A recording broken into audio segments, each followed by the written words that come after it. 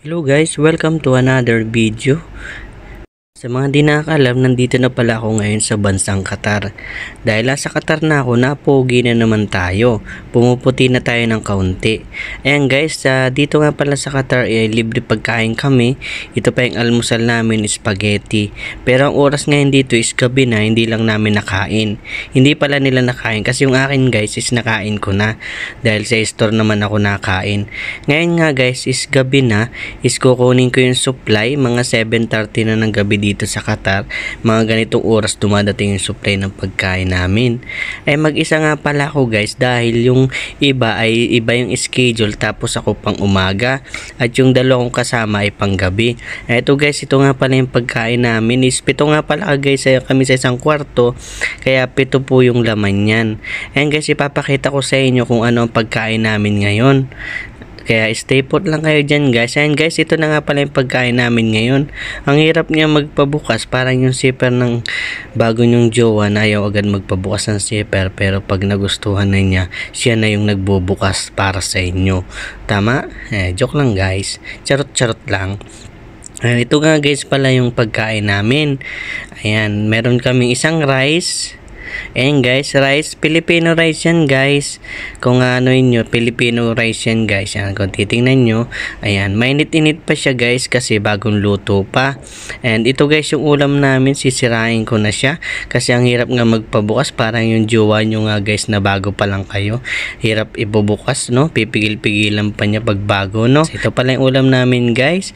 Ayan, parang adobo na walang toyo, tapos may gulay. Napakagaling guys na magluluto namin dito. Pilipino din siya guys. Kaya nagugustuhan ko yung mga ulam niya at mga pagkain. Dahil Pilipino lang din siya. Siyempre, Filipino food, kain tayo ng kain.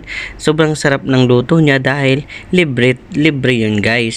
Ayan guys, kakain na ako. Sa mga gusto pala mag-apply dito guys, is panoorin nyo lang yung una kong video kung paano ako naka-apply dito sa bansang Qatar. Napakaganda dito guys dahil tubig lang talaga ang kinagastos ko guys. Ako lang guys kasi yung iba, hindi ko alam kasi yung iba mapipera na kaya bumibili na sila ng pagkain. Ay ako guys, nasa 1 buwan pa lang kaya talagang dito lang talaga ako sa libre. Siguro pag nagsawa na ako at nabayaran ko na lahat ng utang ko sa Pilipinas, is magluluto na rin ako ng akin. Ay ako pa naman guys, napakagaling ko magluto.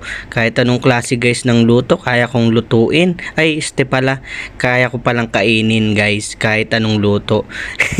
Hindi naman talaga ako guys magaling magluto. At ito talaga guys yung nagustuhan ko sa trabaho na ito. Kahit maliit ang sahod guys, is libre kain siya. Uuwi ka na lang, kakain. Yun naman guys, pag pagod nakakatamad ng magluto. Hindi ko alam kung ganyan din yung pakiramdam nyo. Kasi ako guys, pag sobrang pagod ko, napakahirap na magluto, tinatamad ako, tapos kakain ka pa, diba? Pagod ka na sa trabaho, magluluto ka pa.